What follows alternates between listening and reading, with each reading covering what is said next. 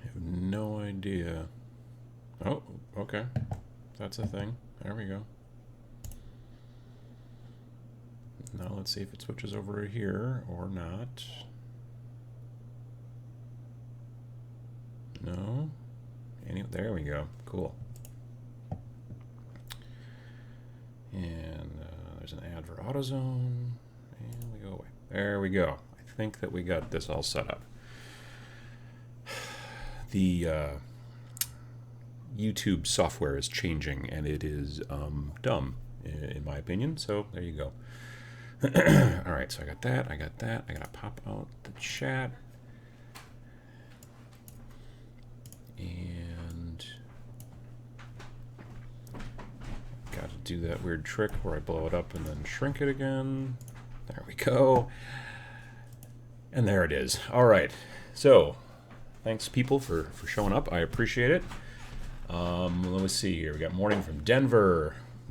Good morning from chilly York, Pennsylvania. San Antonio. Good morning from Milwaukee Land. Butler, PA. Ontario. UK. Gothenburg. We've got Jacksonville, Florida. Belfast, Ireland. Got afternoon from a messy hobby space in Norway. Phoenix, Arizona, smoking a picnic roast and getting ready to paint some harlequins. Both of those things sound kind of difficult, honestly. Especially the harlequins. They're lots of check marks on their pants. Let's see here. Afternoon from Scotland, North Carolina, Hitchcock, Texas. We've got a cold Montreal, Fargo, Prior Lake, Minnesota, Adelaide, Illinois, Iowa, Cambridge, Massachusetts, Kansas City, Italy, England, Virginia Beach, Brazil, Surrey, Sweden, Almeida, Fayetteville.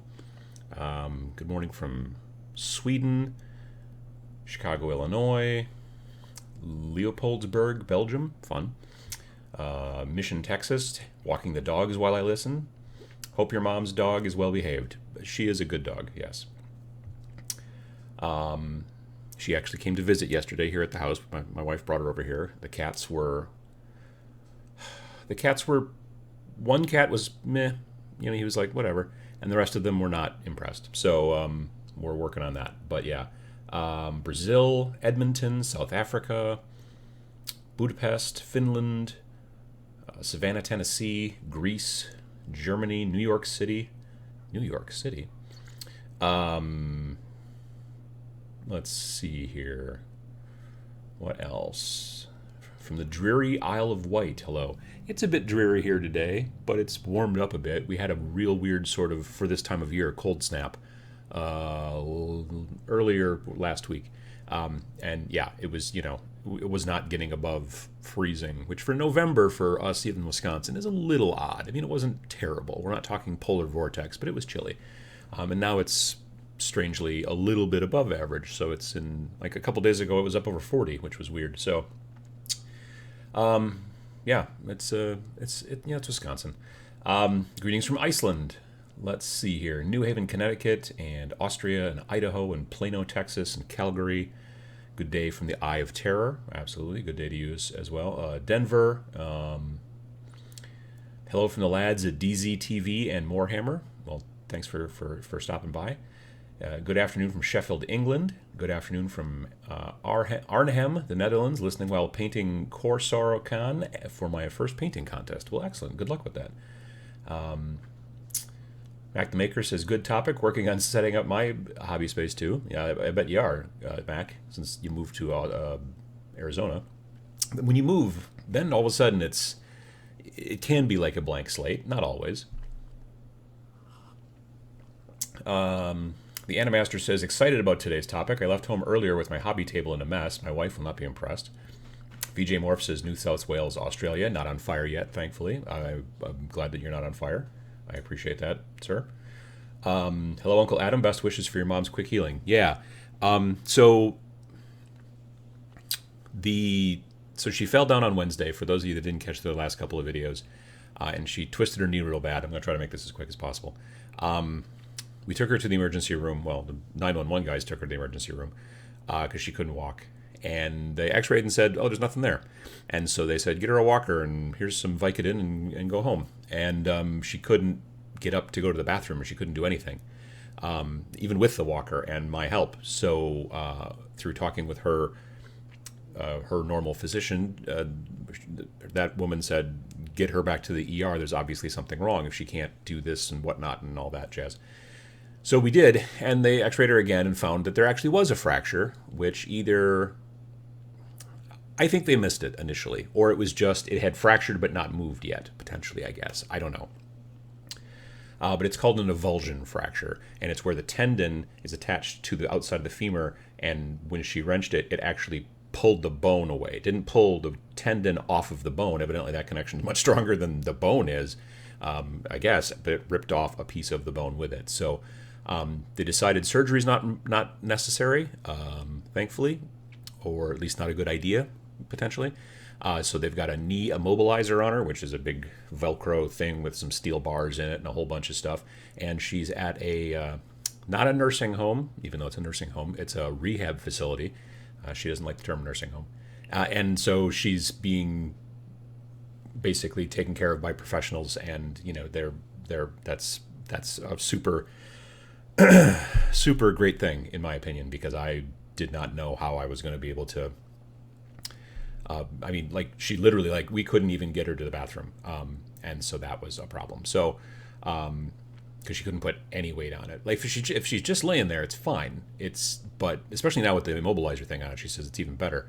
But even with the immobilizer right now, it hurts a bunch to put a bone on it. So they don't really want to get her up and around too much. They wanted to keep her so that she can heal, and they'll bring things to her and stuff like that and whatever. But anyway, so I'm completely humbled by the conversation, by the outpouring of support, and I really do appreciate it.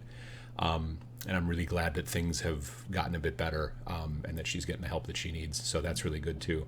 And it's also something that's helping me to be able to get started in the basement. I don't know if you follow me on Instagram or whatever. I posted a picture last night after we went out to see her, and then my wife and I got some dinner. Then I came back home and I started getting rid of stuff. Now, a bunch of people in the comments are like, "Well, I hope there's not a bunch of miniatures in those bags." And I didn't throw any. Well, I was gonna say I didn't throw any miniatures away, but I did actually throw away some really old.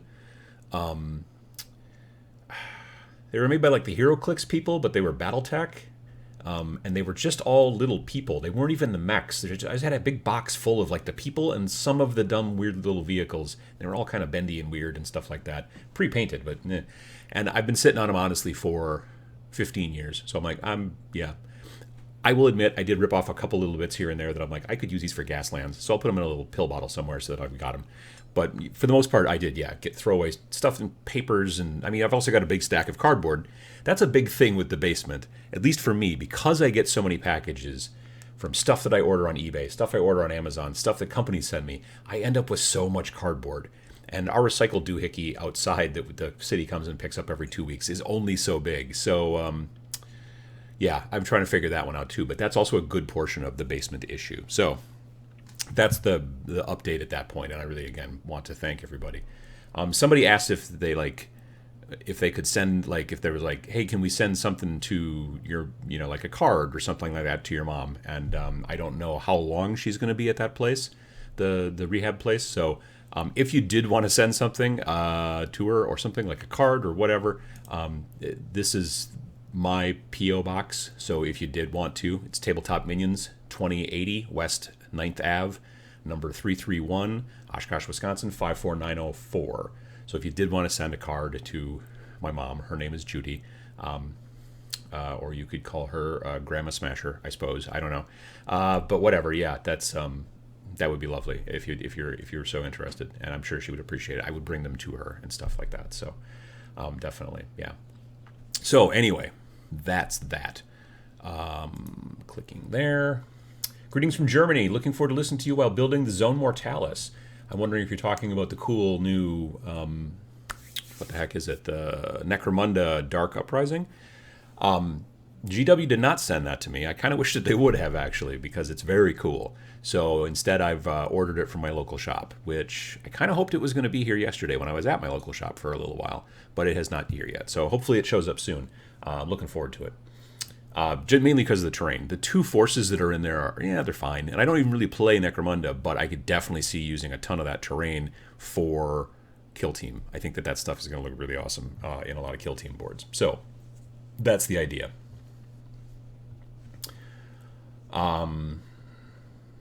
Let's see here. Cinny Dave says, I burned my cardboard. I don't know if I can do that in this area. Like, because we don't live, like, outside the city. We live kind of in this city. So I don't know if we can just burn cardboard. Maybe. I mean, we can have, like, a little fire thing, but it's kind of small, you know, a little fire pit thing. Let's see here. Joshua Vandenberg says, I tossed cardboard I was saving for terrain. Felt so good. Yeah, I'm not saving any of it for terrain. Sometimes I save boxes, and I've got a stack in the weird little back room off of the basement that I save for, like, if I'm going to sell things on eBay and I need to ship them, you know? Because if you're going to sell something on eBay and you're like, hey, cool, and you're like, I'm going to ship this off to this person who paid for it. And you're like, well, what am I going to ship it in? And nobody wants to go and buy a cardboard box, like, at the shipping place, usually, because that's just, you know, it cuts into your profits, as it were. So, yeah, I do save some boxes if they're the right size and whatever that means in my head. But a lot of them, I'm like, I got to get rid of them.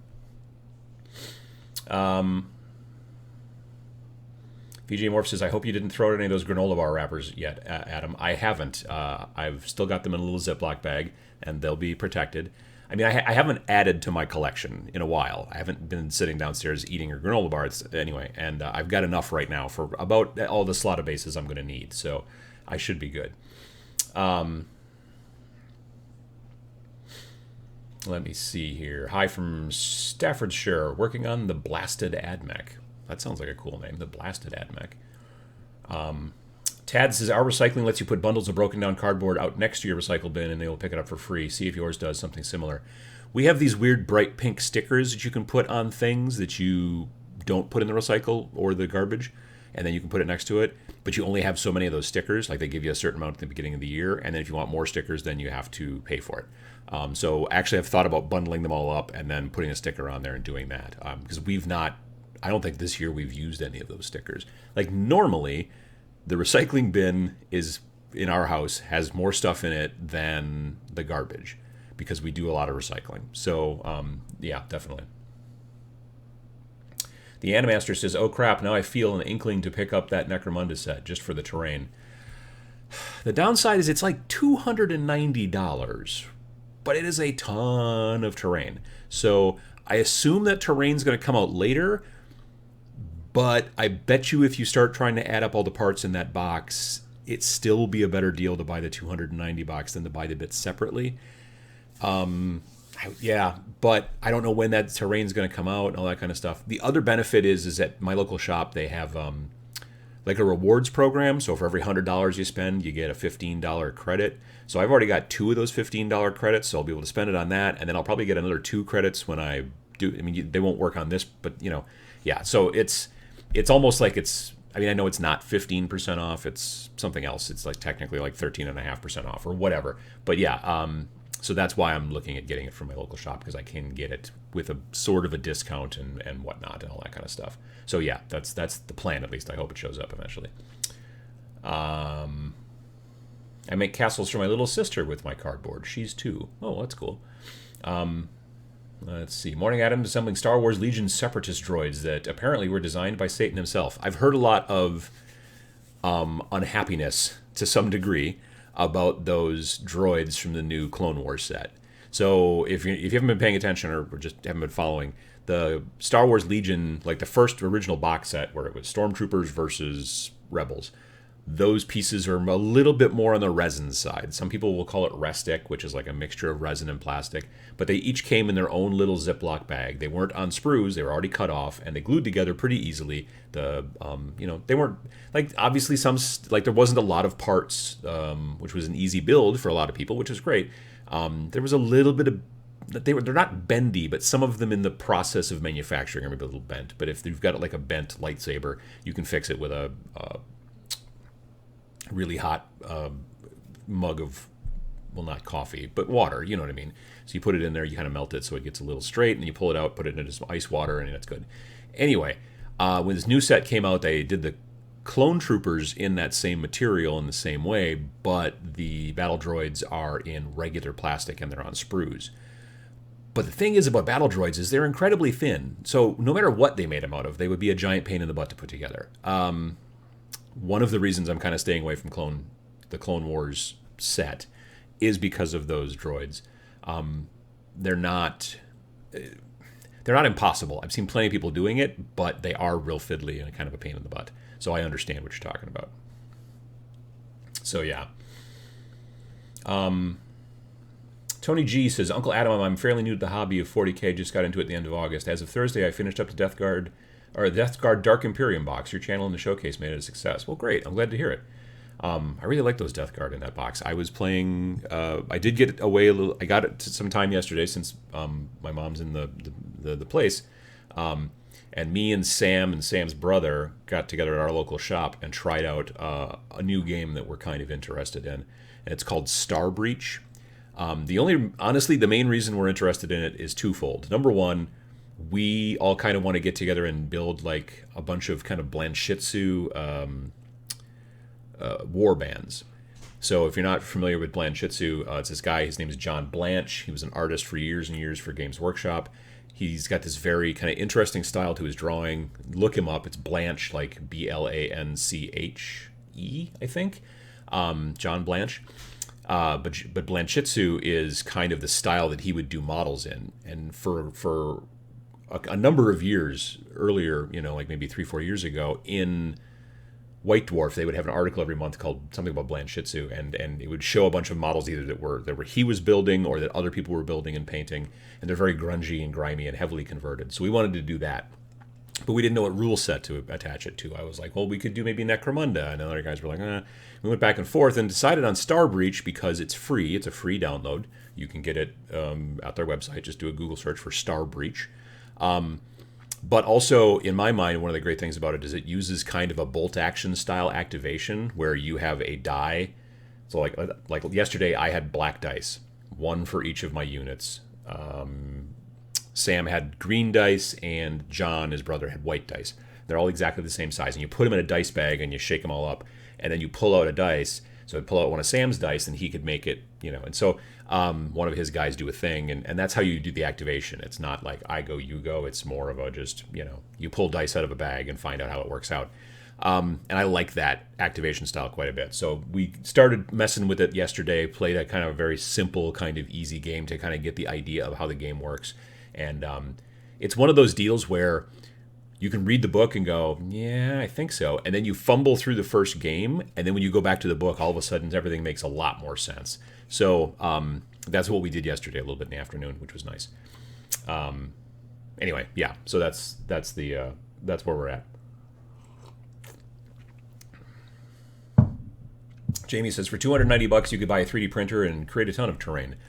Yes, that is true.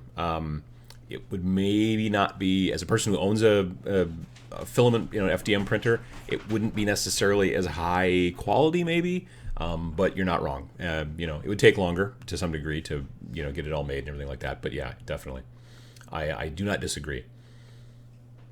Will says, afternoon, boys and girls, just played my first game of Frostgrave, the solo game from Wizards Conclave. I lost. Well, sometimes you lose to yourself. That's the way it works. But yeah, Frostgrave's also a great game. I'm glad to hear that you're getting into it. VJ Morph says, hey, Tabletop Minions, did you see the help ideas? We all offered it in the Discord. I have not gotten a chance to look in the Discord over the last couple of days, but I'm going to be actually popping my head in there. I was thinking about it actually this morning as I was getting ready. I'm like, when we're going to go to lunch at my wife's Gesundheit, at my wife's parents' house, like we do pretty much every Sunday, and then I'm gonna go into the Discord and catch up because I've been frankly a bit neglecting it lately. So I apologize for that, but definitely, yeah, looking forward to it.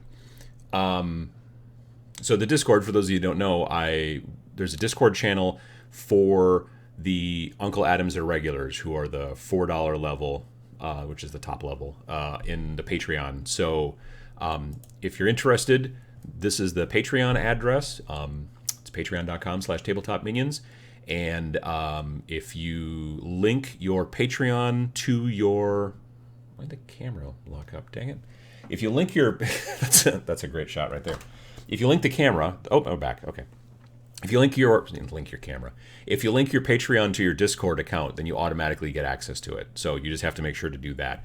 And there's a couple easy places that shows you, like, this is how you do it, articles and stuff like that. So if you're interested and you want to go and be in the Discord, there's a lot of great just conversation back and forth, people showing off models and things like that. We did just recently add a 3D printer kind of subsection because more and more of the Uncle Adam's irregulars are getting into 3D printing, so that's very cool.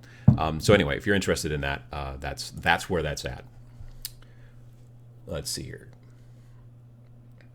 John Blanche has done the Warhammer TV podcast. Great way for people to learn about him. Oh, I've never catched that. I didn't catch that. I'll have to look and see if it's on YouTube. That'd be very cool. Battle Badger broadcast. Hey, Battle Badgers. Porque no los dos. I don't know what that means. Sorry. I'm not a particularly good Spanish speaker. I think I took French in middle school, and I'm not very good at that either. I have two projects today, says Brian Griffith. One is converting a Dark Apostle to have a big bushy beard. Fun. And the other is to try to make a defiler without using the defiler kit. Can you make that defiler also have a big bushy beard? That'd be kind of fun. I took a class a couple years back at Adepticon about sculpting with green stuff. I took a class last year, actually, about sculpting hair. Like if you've got, like almost every Space Marine has got like a shaved head or whatever. So if you want them to have a crazy pompadour or a mohawk, I kind of learned how to do that, which was cool. But the class that I learned about the other types of sculpting and stuff like that, again, it was green stuff, but he taught us how to make like a fur cloak. And it's kind of an interesting thing. So what you do is you have to either know a tattoo artist or go online and buy a needle, but it's called a mag or a magneto, and it's a real wide needle. Like normal tattoo needles are not just one pokey bit, there are a bunch of them across, and the wider they are, the wider the line you can make, or the bigger the fill area you can do. So you need a magneto, is what this guy did. And I can't remember the guy's name. He was Italian, I think. Sam knows him. Anyway, so you take that magneto and then you take like a pliers and you've got all these, and they would be all the same flatness across the top. My fingers can't do that. You basically squish it in so it kind of makes not quite a point, but almost. And then you use that to stab the green stuff on your cloak, and you sort of go from the bottom up, kind of like you do when you're building, those things. You're building shingles on your on a house, a terrain house. You start from the bottom and you go up. I'm going to have to reboot this real quick here and see how that works. Got that, and we've got this, and do we come back? Hello? There we go.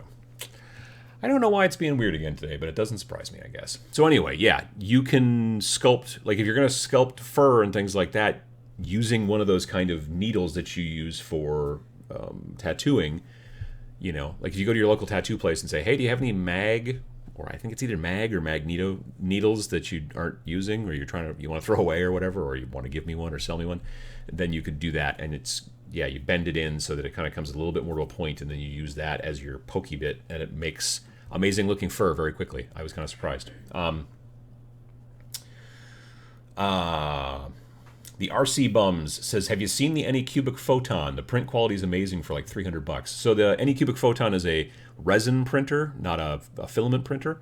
And yeah, they do have amazing print quality. And I'm interested, but the problem is that nearly every resin printer I've ever seen has got an amazing stinkiness to it. The resin is very smelly, and I don't want that in my house. I don't know. So if they start making resin that's less stinky by a lot, then I'd be interested in maybe doing that, getting a resin printer. But right now, the smell is my biggest concern. So I've been talking actually with Mac the Maker about, because he's way more into the 3D printing industry than I am. So I've been kind of talking back and forth with him about different types of resins and things like that. So we'll see how that goes. But yeah, you can make amazing looking stuff. I mean, you can't make huge things. It's not great for big pieces of terrain, obviously. That's more of a filament printer kind of a thing. But resin printers are good for that. Let me see here. Dylan says, I've been looking into the Fallout Wastelands tabletop game. What is your opinion? It looks like a little intimidating with all the markers and dice. It is a full-blown miniatures game, but it does borrow heavily from board gaming to some degree in that there's so many cards and little cardboard tokens and stuff like that. But to be perfectly honest, I mean, that's the way that Star Wars Legion is. You know, a lot of, miniature games that come from, let's say, a company like Fantasy Flight are going to have a lot of cards and tokens and all that kind of stuff. And there's this sort of fine line between, now we've got so many cards and tokens that it's a little bit more board gamey to, there's not that many cards and tokens at all. And it leans a little bit more towards board gamey, but it's still, you're not playing it on a grid. You're using normal terrain and stuff like that, and normal terrain style rules and measuring and line of sight and all that stuff. The models are all, I believe, predominantly already pre-built. They're in a bit of a softer plastic. They're not like they're not the same type of plastic as like GW stuff, but they're decent quality and well enough. One of the cool things that's neat about it is that it also has the ability you can play it single player. So if you want to like learn the rules and try it out by yourself, it has a single player component to it, which is neat. It's also got a good what do you call it? It's got a good campaign setup, from what I understand too. So yeah, I own a copy, but I don't have it. I've read the rules, but it's been a while, so memory kind of sucks. Let's see here. Esther says, my friendly local game store has a resin printer. Yes, it stinks. You also need to use a respirator when working with it, and you need to cure it with UV light. A lot of work goes into it. That's very true, too. A filament printer, when it gets done printing, let's say you're printing dungeon tiles like my friend Matt is or something like that, you kind of pop it off of there, maybe like sand a little bit, and maybe use some spray primer that's designed to be a little bit thicker so that it can kind of fill in some of the little gaps or bumps. Actually, Badger, the airbrush folks, they've just recently made a new primer that is designed for priming filament printed 3D stuff. I forget what it's called. 3D is in the name, I think, though. And I sadly, I did not get a bottle. I was at a convention a couple of weeks ago in northern Illinois, in Elmhurst, at Dragonfall, which is the convention that moderator Matt does all the charity stuff for. And there was a guy there selling a bunch of Badger stuff, and I did not, the stuff sold out before I got to it. But it is a spray that you can spray onto 3D printed stuff to help kind of like fill in some gaps and get smoothed out a little bit. It's going to also fill in detail if you do that, so you kind of want to steer around with your airbrush the detail parts. Anyway, filament prints, you pop them off and they're ready to go. Resin prints, you have to get them out of the bath of resin now, and then you have to put them into like isopropyl alcohol to wash off all the the fluid resin, and you gloves all the time, and everything covered in like tinfoil or plastic, because otherwise it'll just get resin stuck everywhere. No matter how fastidious you are, you're going to get resin all over the place. So you want to cover everything if you can, newspaper, whatever you're going to use. And then you do need to UV cure it so it stays. So you either, if you live someplace where there's actual sun, then you put it outside for a while, or you get one of those, like some sort of UV light. I've seen some people use the UV lights for nail salons, the special kind of nails that need to be cured with UV. I don't know, maybe they're made out of resin. Anyway, you can put stuff in there and like blast it with UV, and then that'll help. So there's a bunch of process to it. Yeah, you get an amazing looking, very highly detailed model with very little in the way of those little kind of striation lines that you see in like filament printing. But it's a process. Yeah, it's definitely a process. A lot of people talking about resin and toxicity.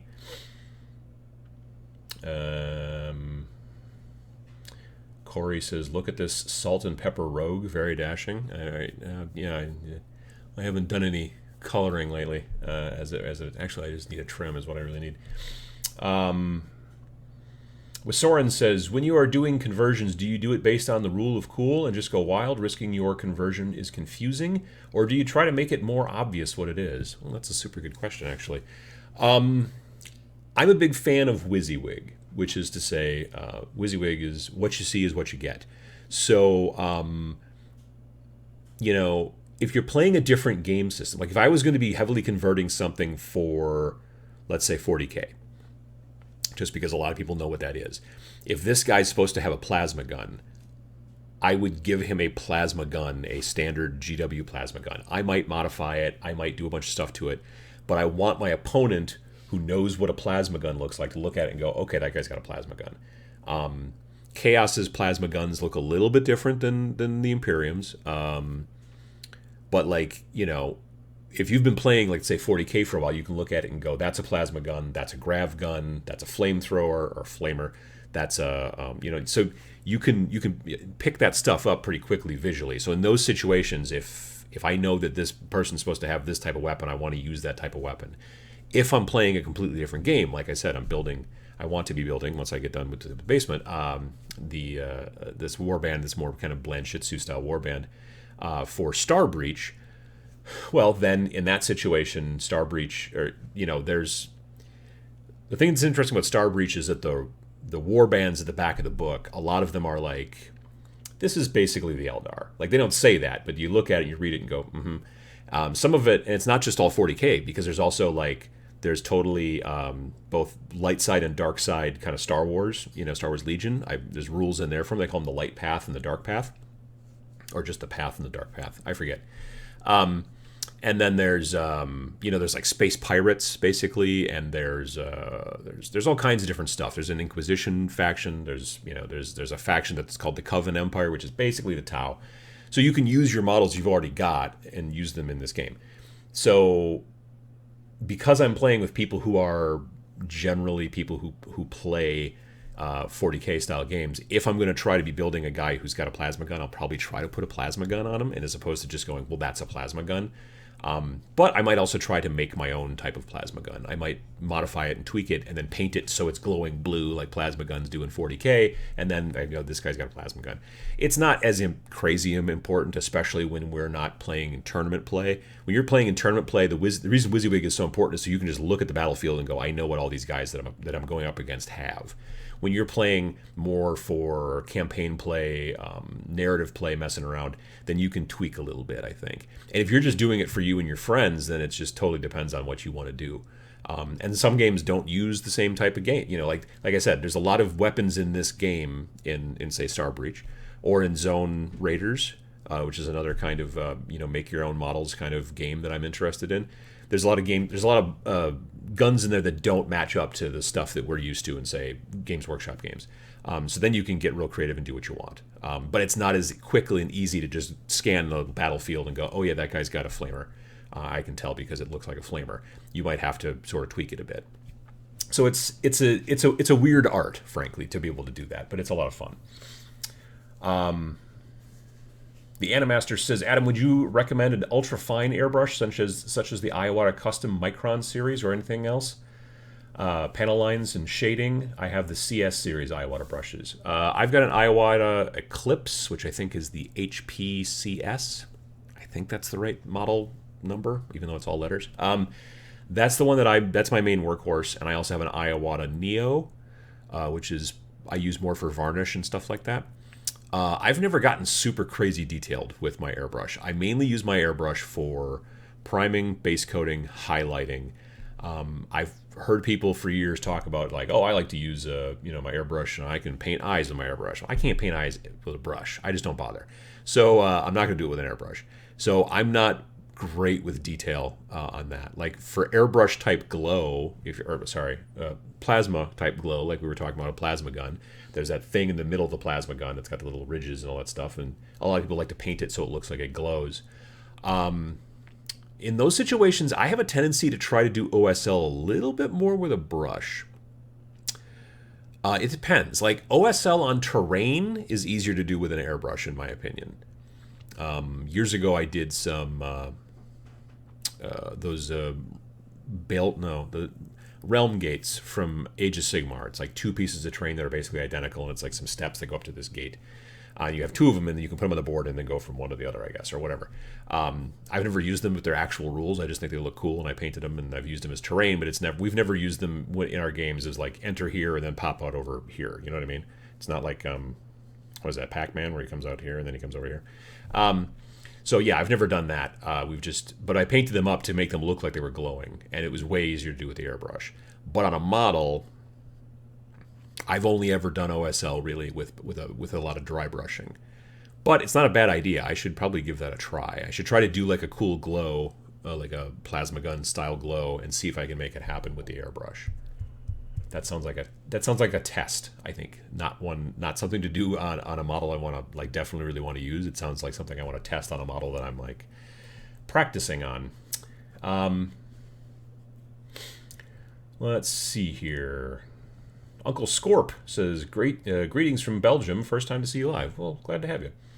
Devin Jones says you're talking about resin printing in here. The worst is if you hollow out the print but don't get all the resin out of the interior. See, that's the thing too with and I know this because I've got a filament printer, but most filament printers, it's basically like a big long spool of plastic that it heats and fires through a nozzle and then it builds the model as you go. The software that you build the model and you make whatever the model is in 3D, and then you run it through this machine, or not a machine, you run it through a piece of software called a slicer, and the slicer figures out how the head should do the entire job for the entire thing. Move over here, go up, down, whatever, all that jazz. You can, in that software, say, hey, just only fill in the inside like 10%, and then it will do this kind of honeycomb sort of a thing on the inside, and it'll be fine. With resin, you can't do that. For some reason, you can't. Well, first of all, it wouldn't be able to do the honeycomb thing. Also, it's a fluid in there. So if you don't want to make a solid resin thing, which can use up a lot of resin, what you do then is you try to hollow out the inside of this figure. Okay, so you do that in your initial software when you're designing the figure. The problem is that as the figure's being built and it's hollow, there will be trapped fluid resin on the inside of this model. So you have to try to design some sort of little hole so that the resin can hopefully leak out as it's being, because in resin printers, it's pulling the model upside down out of the vat slowly, whereas in a filament printer, the plate sits here and then the thing kind of builds and then the plate, So you see what I'm saying? So it's an upside down versus right side up sort of a thing. So yeah, that's the other issue with resin. If you don't make it solid, which uses up a lot of resin, you also have to figure out how do I make sure that the resin that's trapped inside now gets out easily, because otherwise you're taking it off the plate and then resin goes all over. It's like one of those candies, gushers, except that it's all over your hands and it's toxic. So it's basically the same thing. Let's see here. Elijah says, I use a Badger Chrome Renegade 0.2 millimeter, and it was less than $100 for fine detail.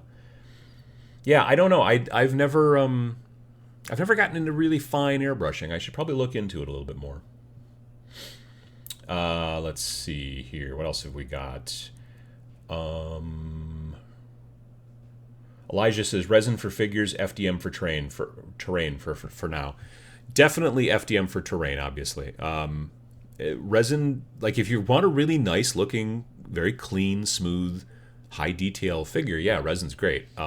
If you're doing miniatures, it's again, it's not easy. The thing about 3D printing, and I don't want to spend the whole video talking about 3D printing, but it's good to know. The thing about 3D printing is it becomes another hobby. Now, I see lots of channels on YouTube of guys who are really interested in 3D printing, and they just print like the same stuff over and over again, or they just find cool figures to or whatever, like, oh, here's Yoda or here's Groot or whatever, and they're more into the interest of like tweaking the printers and making it better and doing all this stuff, and they just keep printing the same prints over and over again so they can compare partially, but they're not really like trying to make, like, they might be like, hey, I 3D printed little plastic baby locks so that my kids can't open these drawers anymore and stuff like that, rather than just going to the store and buying some. Great, that's cool. If you're into prototyping parts, it makes sense as well.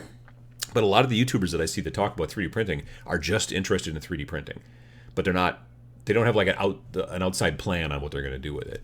The gamers that I know that are interested in 3D printing want to make stuff to use in gaming, whether it's terrain, whether it's figures, whatever. Maybe it's even like trays to carry your dice in, or whatever, all kinds of little gadgets and stuff like that. And that to me is interesting. But there's almost no printer out there that is just plug and play. Hell, I mean, we can barely still in 2019, almost 2020, we can still barely get paper printers to work.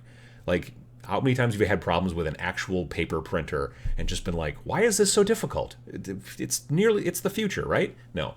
So 3D printers are still also not just like, oh, I'm just going to push a button and I'm going to get a cool product out of it. There's still some work and some tweaking and some a lot of stuff. So understand that if you're interested in getting a printer, the prices have come way, way down.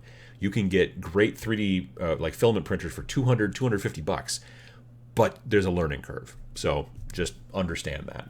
But you can make yourself some cool pieces of terrain at the very least. Matt from Game 4, who I work with, he's been 3D printing a whole bunch of dungeon tiles. He's a little bit like I've gotten him into miniatures, but he's also, for the most part, more into role-playing. And so he's been building a dungeon tile thing to do for role-playing and stuff like that. And there's plenty of... there was a Humble Bundle, one of those things where you got, like, for 15 or 20 bucks or something like that, you just got a ton of STL files. STL files are they're the actual shape of the thing. But then you put the STL file into your slicer software, and then the slicer, depending on what kind of printer you have, makes it's called G-code, which is the directions to say go left this far and go right this far and print here and do that. And it's for the entire, slices, because it starts from the bottom up, okay? So that's why it's called a slicer, because it just takes every slice and works from the bottom up and draws and draws and draws with liquid plastic until it's finished. Anyway, that's what he's been doing with it. But he's got his own blog about it.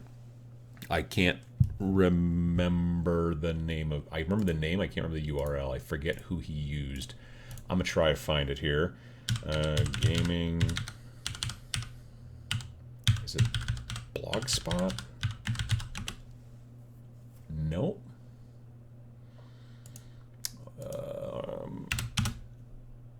It is Blogspot. There we go. Can I get this into the chat? So anyway, this is my good friend Matt, who I work with at milkcan/Game4. He's in the Game 4 podcast with me, and that's his blog where he talks about... Oh yeah, that's right. He got his own URL, of course. Anyway, so yeah, he talks about his like journey through 3D printing filament stuff, not resin, but that's cool. And he also talked about the cool gaming table that he built recently out of a piece of... they were tearing down a bowling alley, and he ended up getting part of one of the lanes. So like his gaming table is a bowling alley lane, like with all the thin pieces of wood. It looks amazing. He is way more handy than I am as far as that stuff is concerned. Elijah says, yeah, FDM 3D printing is very car tweaking, early microcomputer kit-like scene.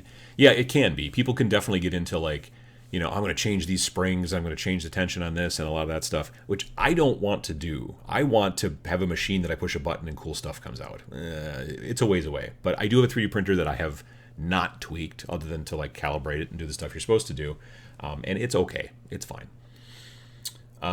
Frankie Lee Bailey says, PC load letter, I love my 3D printer. My paper printer, constantly an issue. Yeah, no, I got you there too. Let's see here. JP Got Rocket says, I need a house with a workshop before I even think about 3D printing. This apartment life is getting to me. Yeah, I know what you mean. Yeah, definitely. Having a space is great, especially if it's not completely, totally cluttered and filled with stuff.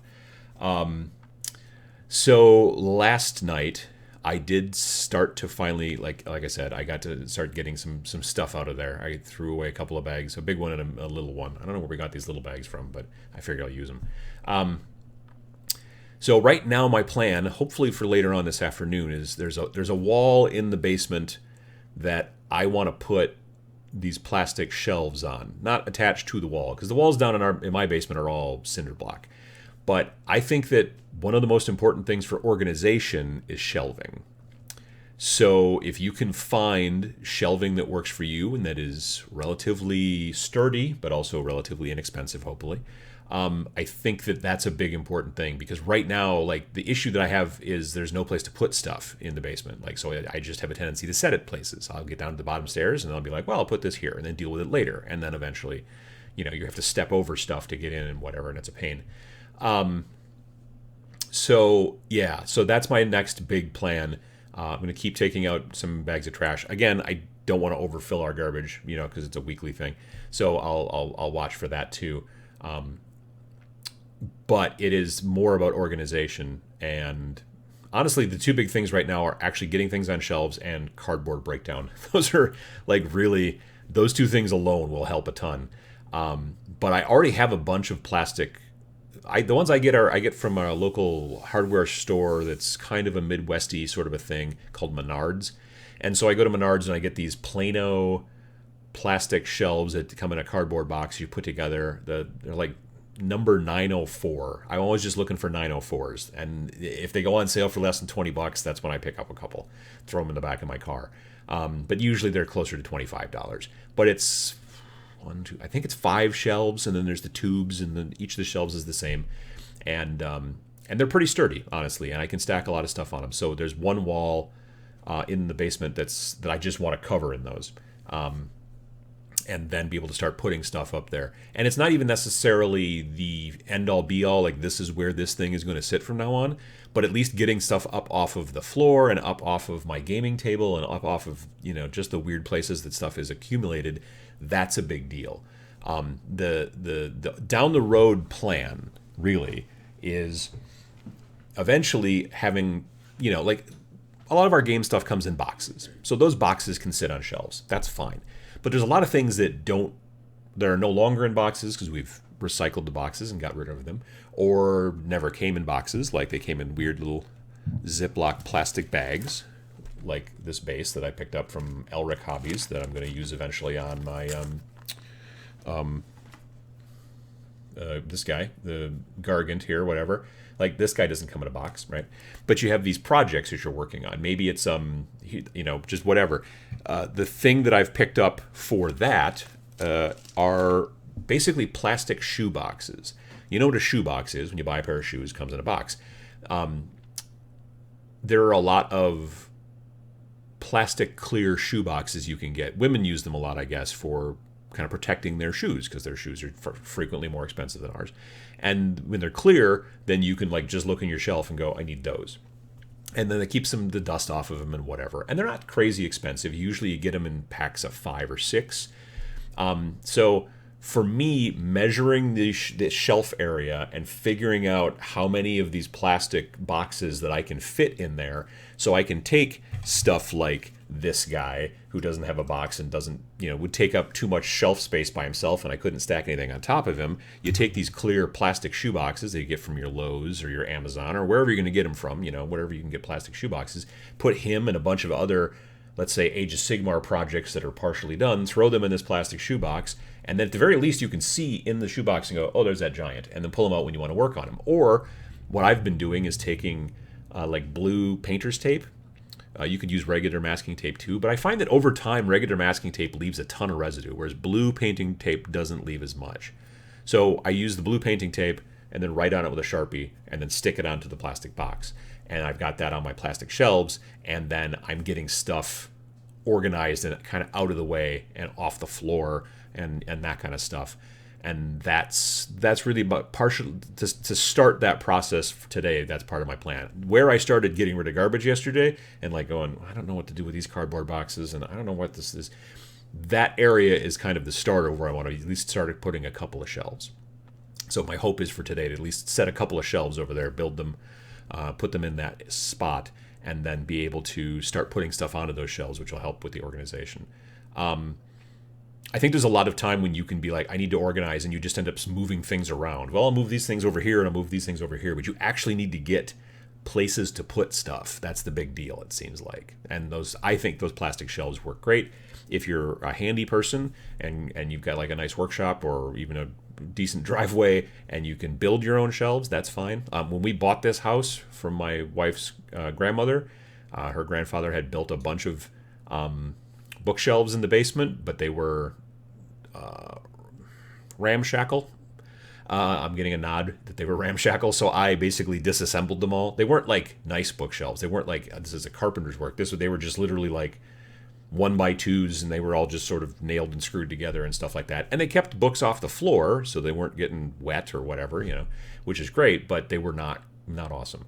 So, I disassembled all those right away when we first moved in here and stuff. But now I'm trying to put up plastic ones because hopefully they'll stand up a little bit better and also look a little bit nicer and just have a bigger space. So that's kind of what that's at. Class Sick says, are you looking forward to what you're going to find? Honestly, yeah, a little bit.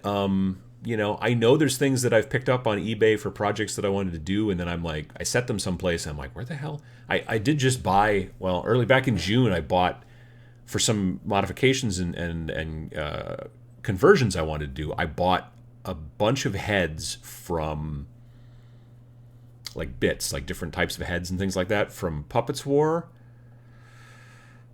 Anvil Industries, and W. Artel.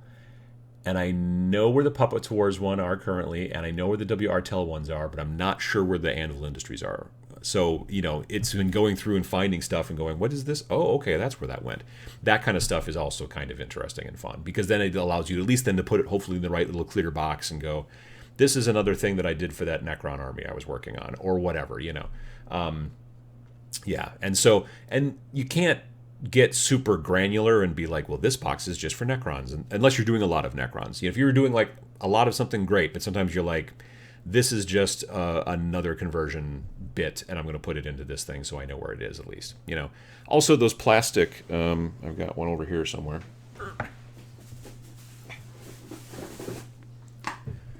These types of plastic things, I got these at the dollar store, strangely enough, for $1. And putting a lot of extra little conversion bits and things you've cut off of other things and holding on to them. These types of things are great, and they are designed, you can see here, see how it's got this bump? And then it's got like a dent. These are designed to be stacked on top of each other, which is also great to put on your plastic shelves and whatnot. So, set it on the floor there. But yeah, so that type of stuff is also helpful, especially for the little tiny little bits that we all have a tendency to accumulate over time. King Bread says, lose the tape and just use dry erase. Yeah, maybe. I've had dry erase fall off or not fall off. Well, maybe it falls off. I don't know. But I've had it get it dry erased quite frequently. I just like the idea of being able to, like, if I've decided to change what's in this, be able to, you know, put a different label on there, which is why I don't want to use permanent marker like a Sharpie or something like that. So yeah, maybe I'll try that. You know, maybe the wet erase marker is the way to go, because then you are supposed to get that wet to wipe it off, and then just touching with your fingers won't just rub it off immediately, hopefully. So maybe the wet erase markers are the way to go. I'll do a test. Let's see here. Tyler Berry says, why not have a big Uncle Adam gaming garage sale extravaganza? I'm not really throwing out any models. Like I said, I did throw out a couple of those pre-painted Mech Warrior HeroClix or whatever models that weren't even the robots. I did throw a bunch of those last night, but again, I did break off a couple of pieces so that I could use some of those like turrets for Gaslands and stuff like that. But yeah, for the most part, I'm gonna hold on to the models and the bits. Now, if I find some models that I bought a while ago for a project that I'm probably never going to use and they're like intact, I would definitely see myself throwing some stuff on eBay. Especially once I get the gaming table cleared off, then I'll have a place to be able to do that kind of work, you know, and all that kind of stuff. I don't see myself doing a lot of gaming in my basement anymore because I have the studio. Like, all of my finished terrain currently, well, almost all of my finished terrain is actually at the studio on those same kind of plastic shelves, actually, in the little storage room, which is nice.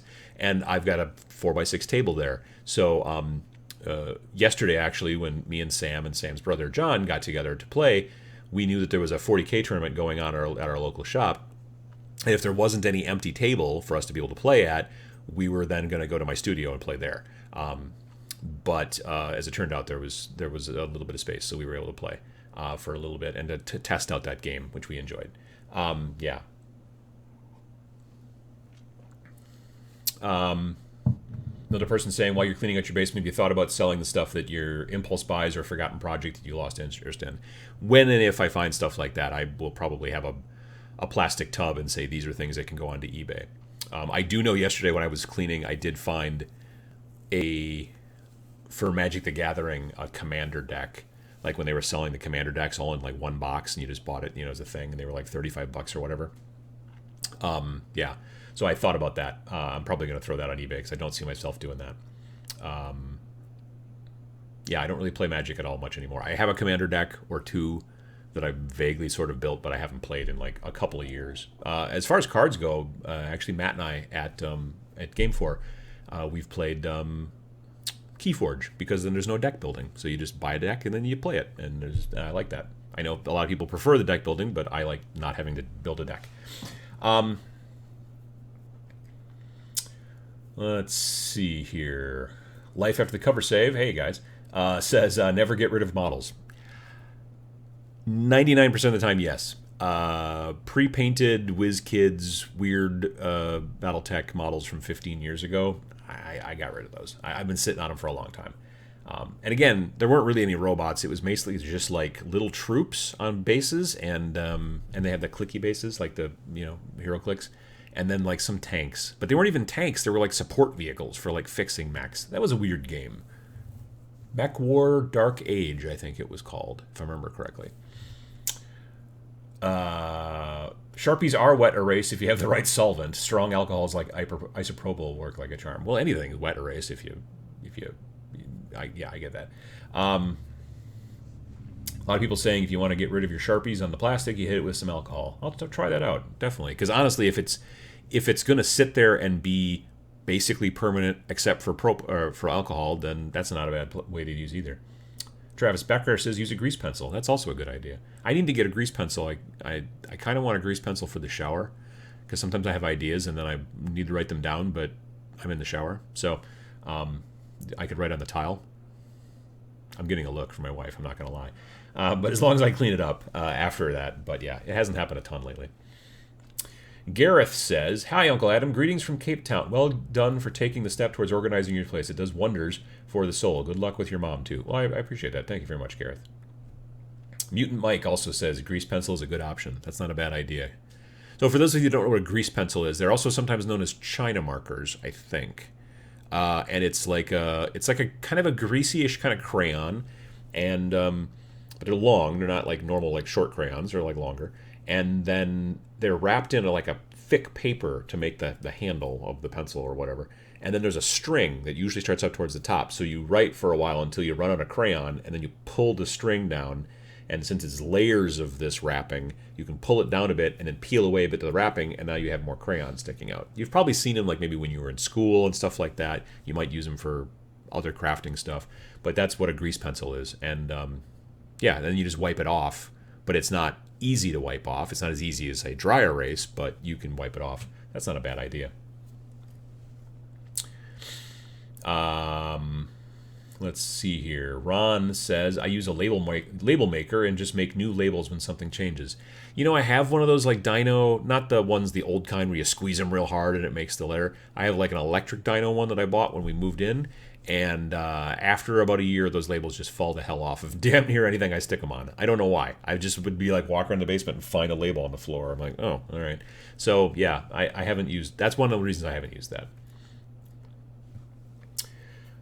John Ashley Smith says, I actually sold 2 of my Gaslands cars at a Hot Wheels show yesterday.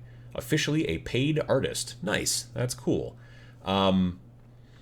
Yeah, I didn't know that there were Hot Wheels shows, but I guess it makes sense. I mean, there's baseball card shows. There's basically any kind of shows, gaming conventions. That makes sense that there'd be Hot Wheels shows. That must be kind of cool. I saw somebody recently who posted, they are, talking about organization, they are like plastic shelves that you attach to the wall for showing off your Hot Wheels collection, let's say. And there's like, and they're about yay high, and there's a bunch of them. And this person bought them and then put miniatures inside them. And so it was like a place to store your miniatures, to show off your stuff without going whole hog and buying one of those IKEA things and whatever. Plus, if they're smaller, you can stick them on the wall and stuff like that. So that was kind of a cool idea. I am talking about organizing my paints. I have picked up, actually, I don't know, probably 3-4 months ago, and I've built, I think I bought 3 of them, and I've only built 1. They do take a little bit of time to build, I'm not going to lie. Am I going to be able to share this? Maybe. So I still can't get stuff to share properly anymore.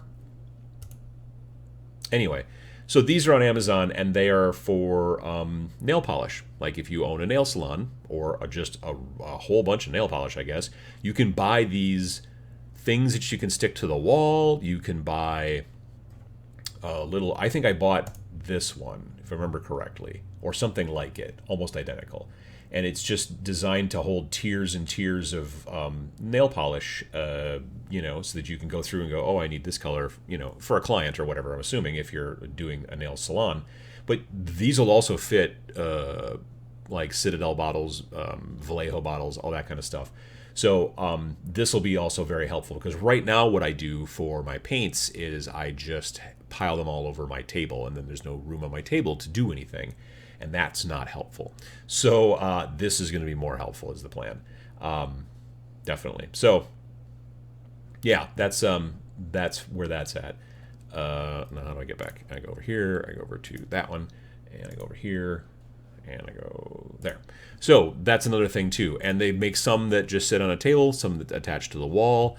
I can't attach stuff to the walls very easily down in the basement because, like I said before, they're all cinder block. So, I mean, I know that you can drill into cinder block and use like masonry screws or something like that, but I don't know if I'm going to do that. If I do want to hang, excuse me, if I want to hang some pictures and stuff like that or whatever, above the cinder block, like where the cinder block stops at the top of the wall, there is then like wood joists. So I could potentially just like put a hook up there and then hang 2 wires down to the thing, the picture, framed picture or whatever that I want to hang on the wall. We actually do that here in our house, because our house is old enough that it's all plaster and lath walls. And so trying to like sink a nail into the plaster and lath is a pain in the butt. That was me, I did that there. And so, but there's these wooden rails that you can't really see here, but they are like a crown molding thing.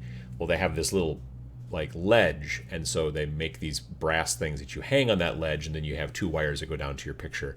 And so I don't know, we like the look, and also then I don't have to swear while trying to figure out how to sink anchors into the damn plaster and lath, or I don't even have to poke holes in the plaster and lath, which is a huge benefit too. So absolutely.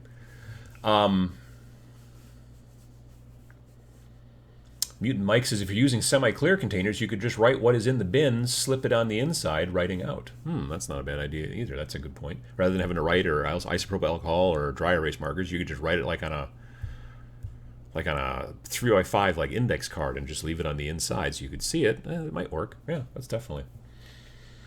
A lot of people talking about nail polish racks for their paints and how they're awesome. Yep, I think that's a good idea.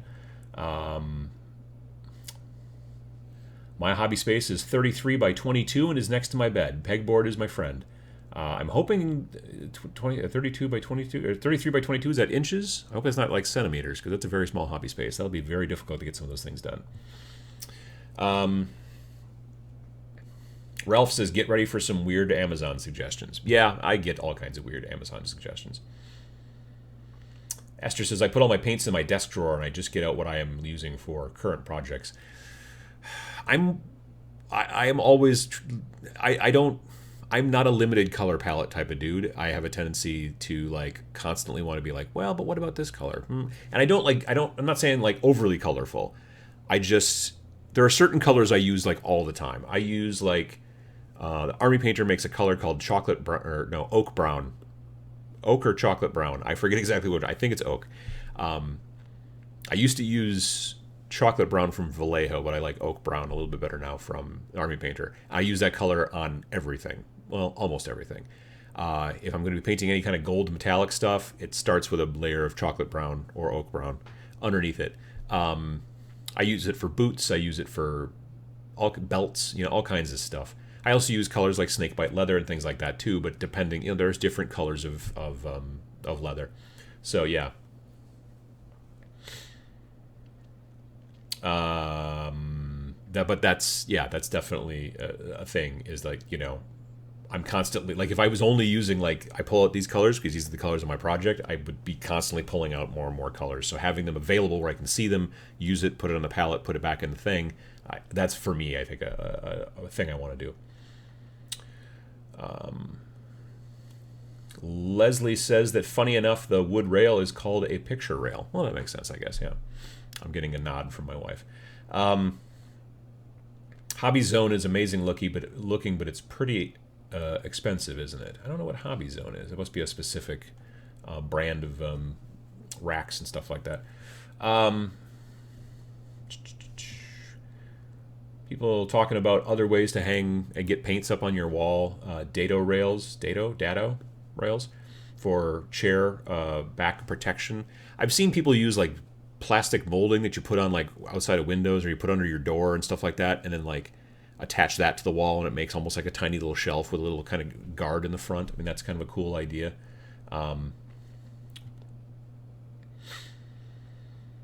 Life After the Cover says, can't be any more weird than the Wish ads. Oh my god, yeah. Like in Facebook, I get these Wish is like an app where you buy stuff from China and then it takes like a month to get here. And you'll just be like going through your Facebook feed and then like you'll see, oh, and there's a sponsored message from Wish and it'll show you a bunch of weird stuff. And you're like, and I mean weird. I mean, I'm not talking about just like, I don't know what that is, but like weird. Yeah. Anyway, let me see here. Jacob says, I totally have a drawer in my secretary that is literally only hobby stuff, and that place is a freaking mess now. Drawers are hard, man, because they do get real messy. You know, unless you've got lots of weird little walls and dividers and stuff like that, drawers are difficult.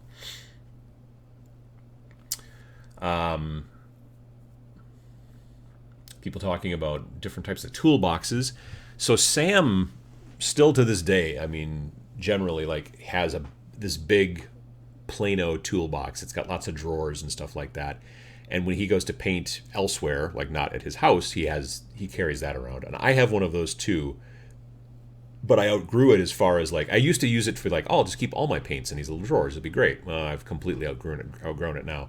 But if I was going to be painting elsewhere outside of my hobby space, one of those things would be a great thing to carry, because the top part's deep enough where you open up the top where you could keep some projects in there as long as they're not too huge, and if you figure out some sort of way to protect them. But then the drawers are not bad for paints. You kind of have to lay them down, but it works out pretty well. But I'm terrible at painting outside of my hobby space. Like I'll go down to the game shop sometimes and we'll have like a hobby night or whatever, and I'll sit and build and talk at the same time. But when I'm painting, I need to be listening to a podcast or an audiobook or something. Another thing that I found that was also super helpful yesterday when I was cleaning in the basement was that I had my headphones in and I was listening to a podcast. I'll probably listen to an audiobook today. So that's also helpful. You know, if you've got a Bluetooth speaker or a boombox, I don't know if anyone has boomboxes anymore. That made me old. But you could listen to music or you could listen to audiobook that way. I like headphones just because it's a little bit less intrusive on the rest of the folks in the house, which are basically my wife and the cats. But yeah, so that kind of stuff makes a lot of sense, I think, because it helps also just to get the time to speed along pretty quickly too. Moderator Matthew Sears says, when I need to clean, I just watch an episode of Hoarders. Yeah, I could see that definitely being... I saw one on YouTube recently. It wasn't Hoarders. It was like some company that does cleanups. They make videos about the cleanups. And they don't just do hoarding type cleanups too. They also do like homicides and stuff like that. But I did watch one about like they were cleaning out this house and this whole thing. And it was amazing to see the progress. Yeah, definitely. It was crazy. Ross Wolf says, anybody use Turbo Dork paints? Are they any good? I have some. I have not yet gotten a chance to use them. I want to use them on my Tyranid kill team, and I want to use them on my stealth suits for my Tau kill team. I've seen good results online from folks like Chris, who used to be with Mini Wargaming, but now he's not.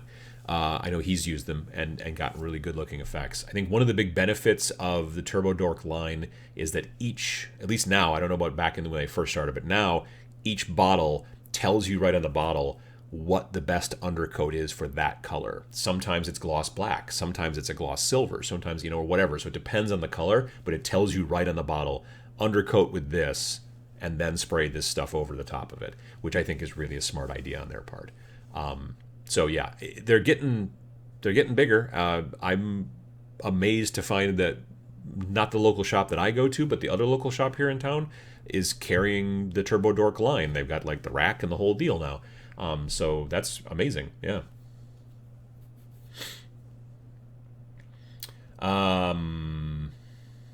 Class 6 says you could make a mini of the basement first. Easier to designate space usage, and then you could share the progress without showing the actual basement.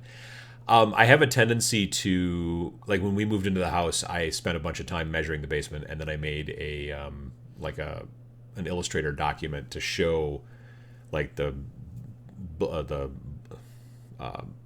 blueprint, for lack of a better term. And then I was like, well, I could put this here and put the, and I like doing that better. I like saying, here's the shape and here's my furniture and where am I going to put it. Some people like to just move the furniture around a bunch of times until you eventually figure it out. But I'm a big fan of trying to look at it ahead of time on the computer. I vaguely know where I need to go as far as like where things, like I'm not really moving much. I'm just basically, well, I am moving some stuff, and I've measured already to make sure that some stuff's going to move, go where it needs to go, but I'm not moving a ton of stuff. So yeah, definitely. IKEA has those pegboards where you can use tray attachments to use as mini shelves, but yeah, I need to get a whole drawer floor rack thing for my paints and other materials, or else I just need to organize better. If any of you ever watched Vince Ventruella's live streams, like Warhammer Weekly that he does on Wednesdays and that kind of stuff, sometimes depending on where his camera is, and it's been maybe a while, I think he's moved his camera position recently, but you can see like all the paints he's got. Now, Vince is an amazing painter, and he's also very organized in his paints, and he's got like, I don't think he has, maybe, but I don't think he has paints that are in a drawer anywhere. I think they're all out, but they're all in racks and stuff like that, and it's well done. So yeah, that kind of stuff, having that stuff figured out, I think, is a good idea. Let me see here. What else? John Ashley Smith says, I rarely paint away from home. Usually lighting isn't good enough, and I always tend to forget one critical tool, color, etc. Yeah, there's that too. That's a good point. For me, it's more just like I just paint way better when I'm not talking to anybody and I'm like focused. But building, I can be conversational with if needs be, and do that. So yeah. Esther says that my FLGS carries Turbo Dork. Shop owner is a huge fan. Well, that's great. Yeah, I mean, I basically right now the two brands that I know of in color shift paint are Turbo Dork and Green Stuff World. Turbo Dork, I'm 98% sure is either American or Canadian, but they're North American at least. Whereas Green Stuff World is, I think, Spanish. So it's harder to find Green Stuff World stuff in my neck of the woods. But they're a bigger company from what I understand than Turbo Dork. And they don't just do color shift paints. Turbo Dork basically right now, from what I can tell, just does color shift paints, whereas Green Stuff World does tons of other stuff. All kinds of modeling bits and things, and those rollers for putting texture on your green stuff or your bases and all that jazz. So yeah, but I don't think I have any of the color shift paints from Green Stuff World. So let's see here. VJ Morph says, I have a full set of the first generation Turbo Dork paints. I'm using them on my Dark Eldar. Working out great. Well, that'll be cool to see. I'm interested in that. The only downside, a little bit, kind of, with and it's not that big of a deal, but with color shift paints is that the photography on them is not always indicative. You honestly, if you want to really see the effect with color shift paints in general, it's almost better to shoot video and have them on something that kind of rotates them around so you can see the colors changing depending on the angle of the light. That's really cool. But a single shot, you'd be like, nah, it's cool. But when you see the colors kind of move around depending on the angle you're looking at them from, that's really the cool effect, definitely. Two Heads Talking says, Uncle Adam, how do you thin paints for airbrushing exactly? Do you just add the paint to the cup and then try to spray, then add thinner until it will give a nice result? There's no exact way to do it because every paint's different. Every thinner is different. What I try to do is I try to get the consistency to be like skim milk, which is not an easy target necessarily. Like, some people don't drink skim milk, so they don't know what it looks like or whatever, but it's kind of fluid. You want it thinner. Well, to some degree, you want airbrush paint to be thinner versus thicker, because if it's thinner, you can at least do multiple thin layers and build up and that kind of stuff. But it is a little bit of a dark art, I'm not going to lie. But I do like using... I mean, the thinner thing is important. Thinning it down to the point where it's like skim milk. What I usually do is if I'm using a non-airbrush paint, and I'll be honest with you, I generally use airbrush paints now. Like I generally use almost everything I do is I'm using either a Vallejo airbrush paint, which is in the little fancy dropper, and it's very easy, and you can put it directly into the cup and go to town. Every once in a while, I might throw some flow improver in there or something like that, especially on like white. Anytime I use the color white pigment is for some reason huge. I mean, in comparison, it's still very small, but it wouldn't clog your toilet. But in comparison to everything other color, white pigment will clog your airbrush sometimes a little bit, or at least dry on the tip a bit. So I do usually put some flow improver in white, but when I'm using other colors, I don't generally, especially if it's an airbrush paint. You can go straight from the squirt bottle thing right into the cup on the top of your airbrush. The other airbrush paint that I find myself using is I do own a couple of the Games Workshop airbrush paints, just because they're exactly the same color as some other color that I already used, that I need, but I don't have too many of them. Mostly it's Vallejo. But when I do need to take a regular miniature paint that is not designed for airbrush and thin it, I will then usually, especially if it's like a Vallejo color that I don't have an airbrush color variant for, I'll put a couple of drops into the cup, and then I'll put in some airbrush thinner. I use Vallejo airbrush thinner, strangely enough, and I will usually go kind of like 1 to 1-ish, and then if it's too thin, then I'll add some more paint. But you mix it in the cup. I usually just use an old paintbrush and sort of swirl it around inside there. And then the last step I do before I spray it is I put my finger over the tip of the airbrush. If your airbrush doesn't have the guard on it, then don't do that, because you'll poke the needle into your finger. But if your airbrush has that nozzle guard on the front, I just put my finger over it, and then I fire the airbrush, and then that causes back pressure, which makes it, like when you were a kid and you had like milk and a straw and you blew in there and it kind of bubbled up. It does that a little bit in your cup. Doing that helps to kind of mix up the paints even a little bit more. So it mixes the paint and the thinner even a little bit more. So I just do it a couple of quick blasts, get some bubbles, and then I spray, and then it's usually good. So that's the best kind of quick explanation I can kind of tell you about that. Yeah, definitely. Let's see here. Where are we at? Nico says, have you seen the coconut crab paint scheme for the Tyranids? Yeah, I don't know where I've been seeing that. It's got a very tan color. It looks like a coconut crab, and they're Tyranids, and they're very cool. It looks very time consuming, the spots and all that kind of stuff. But I have seen them. I don't remember if it's on the Paint Showcase Club or if it was on something else I follow on Facebook. But that's where I've been seeing them. And I don't know who's doing them, but they look great, I think.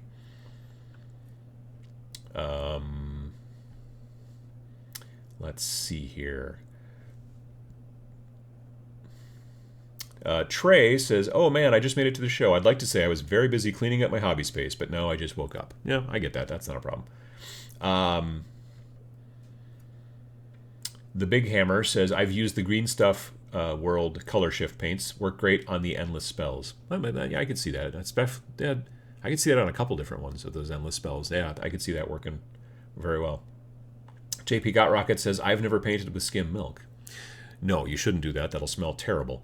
But you've probably seen skim milk, or what you do, you go to the store and you get yourself one of those little pints of skim milk, or maybe a half pint or whatever, and then you pour it into like a glass, and then you wiggle it around and look at it and give it a very, use the eye and be like, and then you get that, and then it's like science. And then from there, then you'll know what skim milk looks like, I guess. I don't know.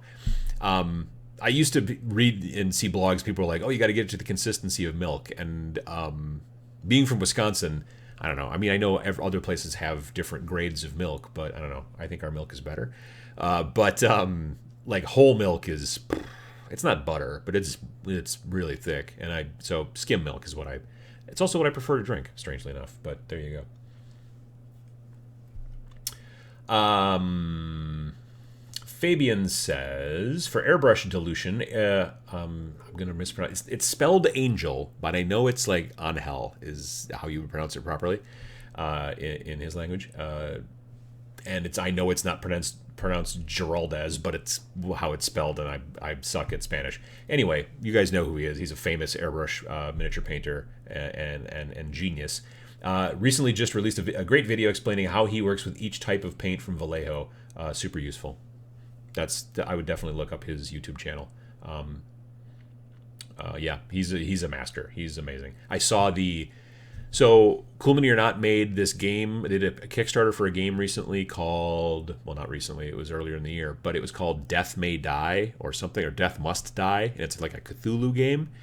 And it's kind of a board game, but it's got a bunch of Cthulhu miniatures in it. But there was an add-on that you could get that was this Cthulhu miniature that wasn't a miniature. It was definitely a bigature. It was like, I don't know, you can't even see. It's like 2 foot tall. It's massive. It's like the size of a toddler. Anyway, he, like, Cool Mini painted him. Cool Mini paid him to paint it. And I saw it up close at Gen Con, and it was astounding. It was just amazing. Actually, not my local shop, but the shop in the city where I work, like one town over, they backed that Kickstarter like at the retail level, and now they have several of those giant honkin', they're hollow, but so they're not like super crazy heavy, but they are massive. And it's like Cthulhu, like kind of coming up out of the water, but he's mostly out. He's only got like 1 foot still left in the water, and there's these two like rune covered like pillars that are sort of like bent back now because he's like using them to get up out of the water. If you've seen the model, it's astounding. Also, Cthulhu's got a big old butt, by the way, which I did not realize. But yeah, his butt crack goes all the way up, damn near. And it's also covered in these weird like sort of sucker things. It's not great, but super cool model. And but they have them at this shop, and I'm just like, I don't need a 2 foot tall Cthulhu, and it would take forever to paint.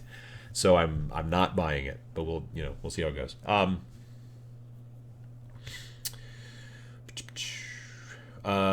Two Heads Talking says 2%. What does that mean? I don't remember what they. Well, yeah, no, they still have 2% milk.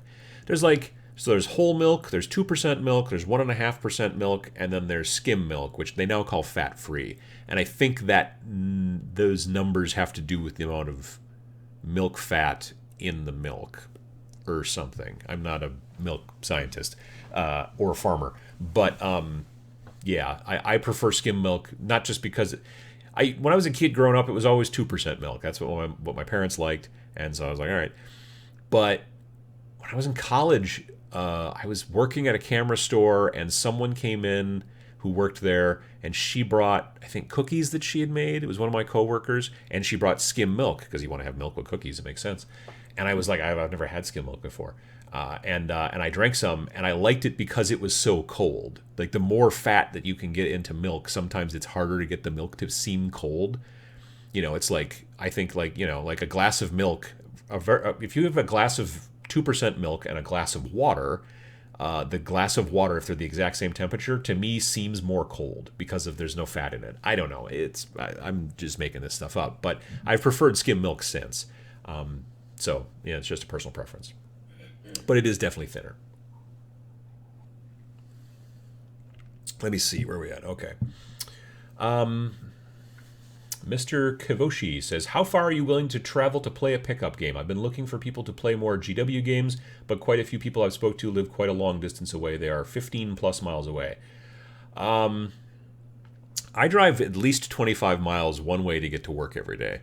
So, yeah, 15 miles is not as big of a deal. Now, again, I don't know, Mr. Kivoshi, where you live. I know that, like, in the UK, 15 miles is...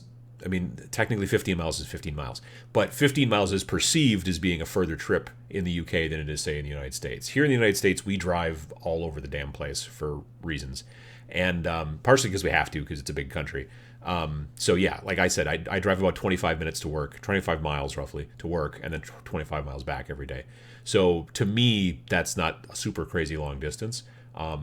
If you live in a big city and you don't have a car, 15 miles is not far, or not long, or not short is the word I'm looking for. It's actually not that long of a distance, really, but if you have to take trains and buses and stuff like that to get there, and it's whatnot, and there's traffic and all kinds of shenanigans, that's actually a good long distance. So,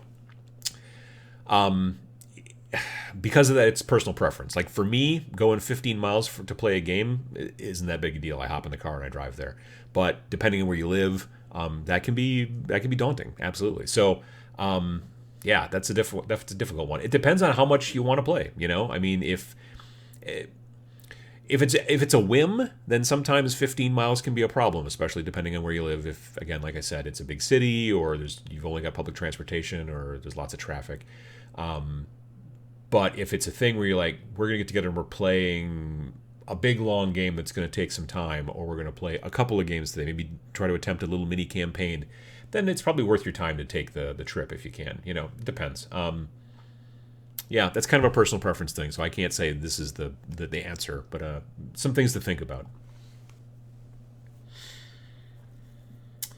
Let me see here. People talking about being lactose intolerant. Yeah, no, that's problematic as well. Ross Wolf says 15 miles a long way. Laughs in Alaskan. Yeah, no, in Alaska everything's 15 miles. Bathroom's 15 miles away, darn near.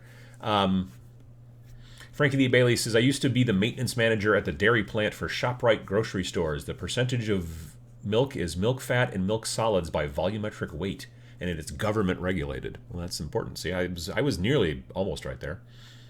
The Animaster says 25 miles, you need to get a Tesla. They're like wicked expensive, kind of, aren't they? Well, not, they're not Porsches, but they're still not cheap. I wouldn't mind a hybrid. I've thought about it. So yeah. Let's see here. Ewan Stockwell says, what's your day job? I work for a company called Milk Can, and we make software apps. We make mobile apps and websites and things like that for clients and companies. And we also make a product called Game4. Game4 is a app it's for connecting tabletop gamers. It is a app. You can find it on the Apple App Store, the Android App Store, and there's also a website, which is www.iamgame4.com. I will type it down here. www.iam. Wait, let me not do that because that'll screw it up. Hang on. Yeah, so it's an app that we designed, and it is for connecting tabletop gamers. It allows you to find stores near you. It allows you to find... and our store list right now is probably the most comprehensive in the world. There we go. Our store finder, you pull the app out and it'll figure out where you are, or you put in a postal code or whatever, that kind of thing. And then it will show you the stores near you. And currently our store database is around 6,600 stores worldwide. So no matter where you are, stores in Malaysia, stores in Russia, stores in... I don't know if we have any stores in China. I think we might. But yeah, it's a big, huge, expansive list. But it's also events that are going on near you that stores and other groups and clubs post. There's also a section in there called Looking for Players, where you can kind of post for free a little thing saying, hey, I want to play this game or whatever. And it's not just miniatures, folks. It's anything tabletop. So RPGs, board games, collectible card games, war games, miniatures, that kind of stuff. So that's a product that we make because most of us that work at Milk Can are tabletop gamers in some fashion. RPGs, board games. I don't know. Well, one of the guys is pretty heavy into Magic. But that's mainly the most of our work that we do there is for clients, like manufacturers and benefits companies and insurance companies and stuff like that. But we do this project is for ourselves, and we're trying to, we're putting in advertising and trying to get it to make some money, and it's just a good service, I think, for the industry. I need to make one of these things that pops up on the screen, kind of like this thing. I need to make one of those for Game4 so you can see it. This is the shirt thing. There's the new shirt, and also a poster. You can also buy a poster. The I Want to Pachow shirt that came out about a month ago, and also the poster. And you can get that stuff at bit.ly/merchbunker. I'm thinking about making a poster for the kind of punk rock shirt. I'm thinking about just putting this design on a poster. Let me know if you think that'd be a cool thing, if that's something you might hang in your hobby space if you're interested. But yeah, this shirt's been selling quite well. I've been real happy with the way it turned out, and I've been really glad to see it on people at conventions and stuff like that. So that's been very cool as well. So Game4 is part of my day job. I am a visual designer. So everybody else who works at the company is a developer, programmer, and I do the graphics and the user experience and the user interface and marketing and that kind of jazz. That's my jam.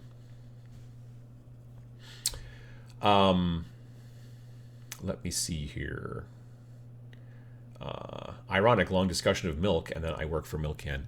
Well, it's a company in Wisconsin, and also the reason it's called Milk Can is because it's in Appleton, Wisconsin, and Houdini is from Appleton originally. And he had this trick that he was very famous for where they would put him into a big steel milk can and he'd be all wrapped up in chains and he would escape.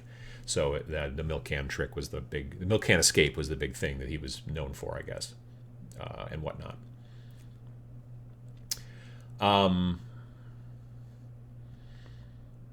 Adam, will you ever do anything else on Gaslands? Yeah, I do want to do some.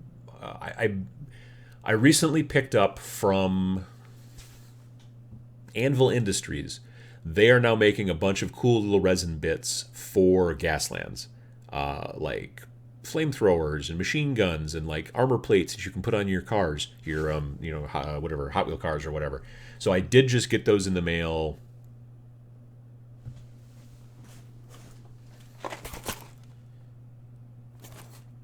Actually, quite recently.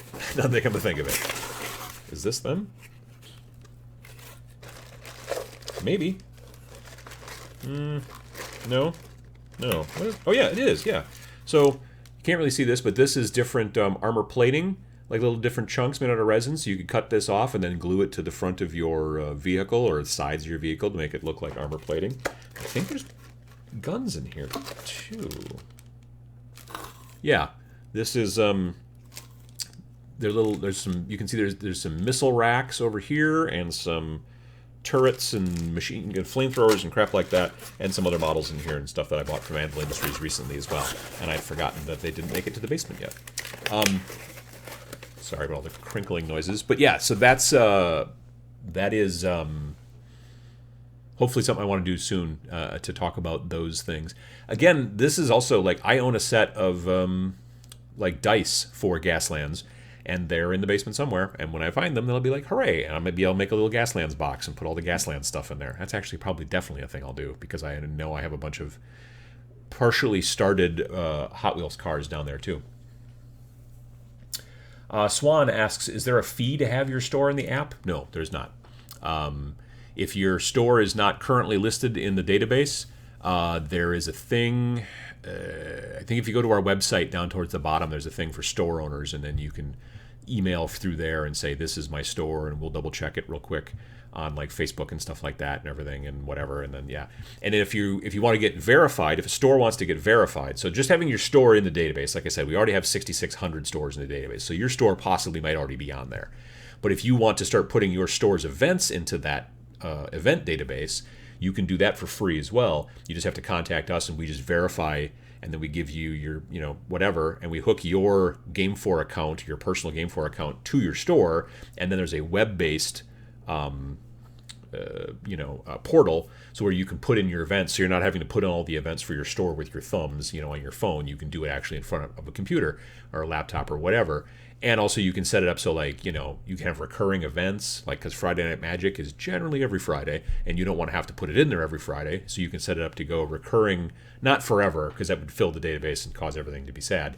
But like at least for the first, like you can do it, I think if it's for 12 events, and then you get a warning saying, hey, your 12th event is coming, and then you can extend it. But you can't just do Friday Night Magic forever, whatever. But yeah, so basically there's no charge to use the app. We've got advertising in there. We're trying to build more advertising in there that is aimed directly at tabletop gamers. So there's ads in there right now for Battle Foam, and Wreckage has got an ad in there too right now.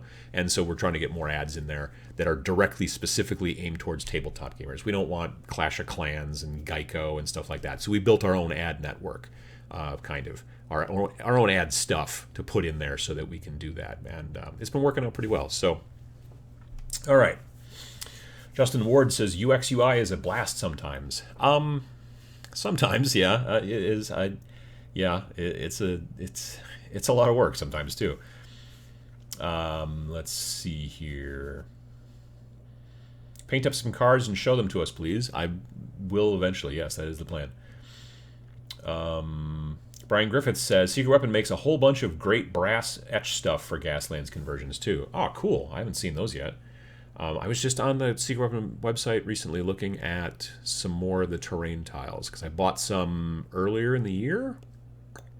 Or was it last year? I painted them up, though, and I'm going to be using them for Kill Team bat reps when the time comes. They're, like, done. I've got, like, the urban sort of blown up sort of stuff, and they were fun to paint up. I enjoyed them. Redbeard says, I used the missile pods and bits from Robotech for Gaslands because I ran out of 40k bits. Worked really well, actually. See, that's, yeah, I grabbed when I was throwing out some of those old Mech Warrior HeroClix pieces. I did pull off a bunch of bits that I thought I could use for Gaslands, but honestly, there was a bunch of the rest of those that were in that box that were garbage, which is why I threw them away.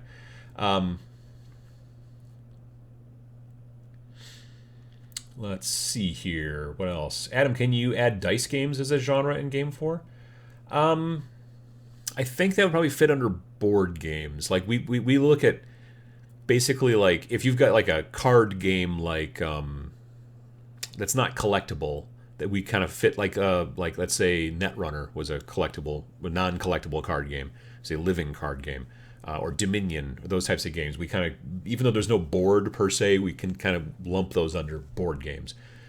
Dice games would probably be kind of the same. The only reason that collectible card games have got their own special section is because A, Magic is kind of a juggernaut, and B, Magic the Gathering, of course, and then B, also the collectible card game style is very different than normal board game style, like, because it's the constant churn and all that kind of stuff, whereas like a living card game, let's say like not Android, Netrunner and that kind of stuff, you bought it and there was some expansions, but then that was pretty much about it. Does Game 4 have Discord integration? No. I don't even know how we would do that.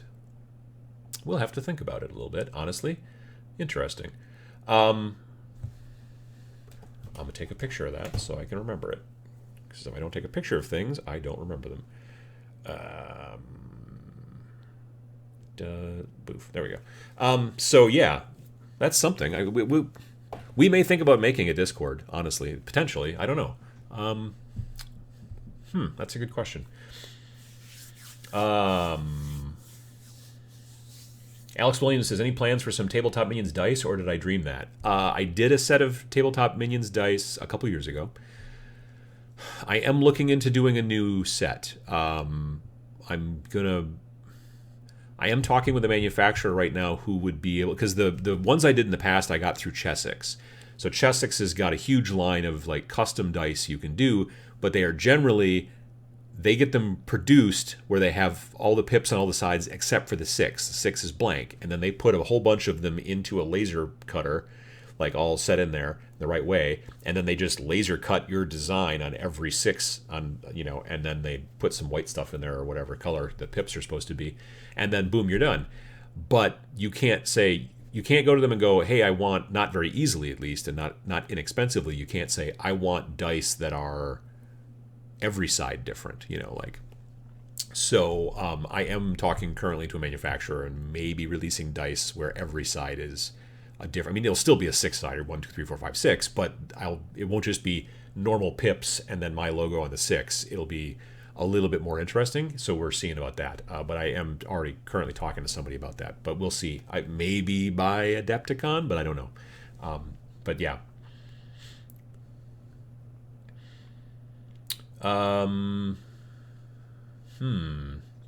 Chief Chirpa? Mispronouncing it probably, sorry. Any ideas or suggestions on how to transport mini dungeon sets such as weapon racks, cupboards, wizard's table, chairs, plastic trays still damage the paint work? Thanks. So these types of trays,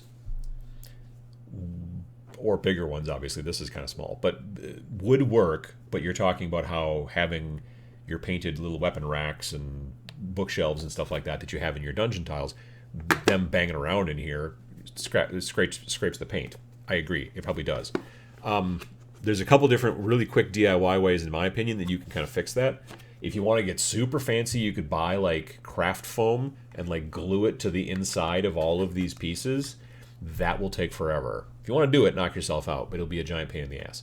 What I would do is I would take an old t-shirt that you don't like anymore and cut it up into bits. And then you take your weapon rack and you just wrap it in this bit of t-shirt, and then you sit it into the spot, and then it's kind of like wrapped in cloth. And then when you're taking it out, you unwrap the little weapon rack, put the piece of cloth back in the slot where it was supposed to come from so you don't get them mixed up or whatever. And then that would help protect it during transport. I mean, you could use paper towel or Kleenex or toilet paper if you wanted to. I, would probably end up using, oh Jesus, this thing blocked up again. I would end up using the t-shirts, I think, old t-shirts or old rags or whatever. I know you can buy bags of rags at your, sometimes at like a hardware store and stuff like that. So that would be a way to do it. But yeah, so just take, in case I wasn't paying attention and see where I missed it, just get, take pieces of cloth, like I said, old t-shirts, old rags that aren't oily or whatever, and then just wrap up all your different pieces and put them in here, and then they've got some protection against getting banged around, and you shouldn't lose paint job off of your little weapon racks and other pieces of stuff and whatnot. So yeah.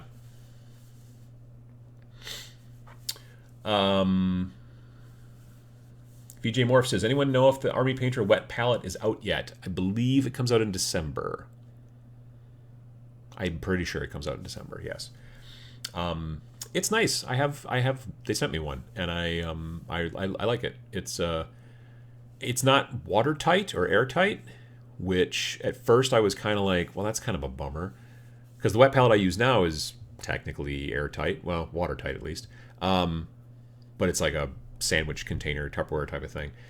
But then I started thinking about it, and I'm like, really, like you should be cleaning out your like if there's like months in between paint jobs, if you come back to that wet palette, you don't want to use it that way. Like it's been sitting there for months. You need to clean it out and put in a new piece of paper and a new whatever and all that stuff anyway. So, it's not that big of a deal, I don't think. But yeah, it's a nice, and it's got like this little thing in the middle that you can keep brushes in. So you empty out all the wet stuff inside there, throw a bunch of brushes in there. It's got a nice elastic strap that goes around it. You can, chuck it into your bag, your your backpack or whatever if you're going to go paint someplace else.